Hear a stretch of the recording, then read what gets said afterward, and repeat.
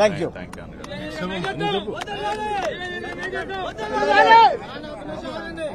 ఒక్క నిమిషం మాట్లాడండి సార్.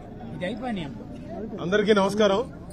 ఈ రోజున భారతీయ జనతా పార్టీ, తెలుగుదేశం, జనసేన చరిత్రలో కనీవినిగిన విధంగా 17వ తారీఖున మోడీ గారు ఆంధ్ర రాష్ట్రంలో ఉన్నటువంటి చిలకలూరుపేటలో ఒక పెద్ద బహిరంగ సభలో, అంటే ఈ 5 సంవత్సరాలు ఈ రాష్ట్రం ఏ విధంగా నాశనం అయిపోయింది, ఈ రాష్ట్రానికి సంబంధించిన కేంద్ర నిధులు ఏవిచ్చాం, మీ అందరికి కనపడతానే ఉంది. కెమెరాలు అటు చెప్తే హైవే కనపడుతుంది, బైపాస్. ఇన్ని సంవత్సరాల నుంచి చేయలేదు. ఈ రోజు నితిన్ గడ్కరీ గారు ఆ బైపాస్ చేశారు. ఇలాంటి బైపాసులు చేయడానికి ఎన్నో డబ్బులు శాంక్షన్ చేసినా కూడా ఈ రాష్ట్ర ప్రభుత్వం ల్యాండ్ కూడా ఇవ్వలేనటువంటి పరిస్థితి.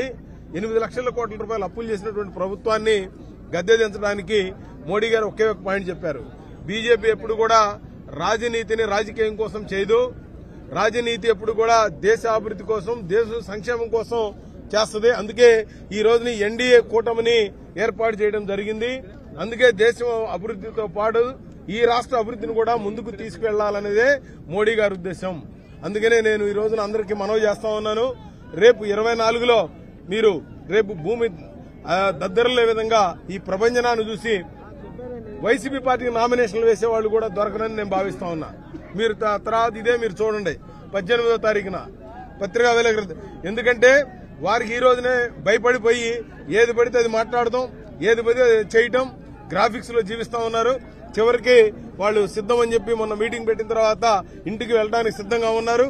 ఆల్రెడీ వాళ్ళ కేడర్ గాని, నాయకులు గాని ఇప్పటికి ఒక 20 లిస్టులు మార్చేసి వాళ్ళు ఇవాళ ఎటువంటి మనోస్థైర్యం లేనటువంటి పరిస్థితులు ఇవాళ వైసీపీ ఉంది.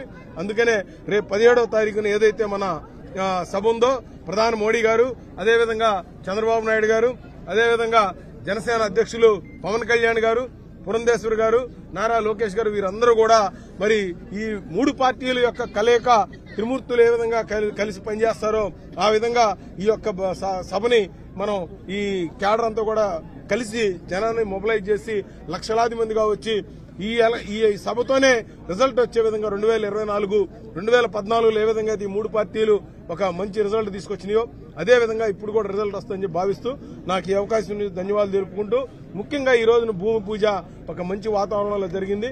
తప్పకుండా సక్సెస్ అవుతుందని భావిస్తూ నేను సెలవు తీసుకుంటాను.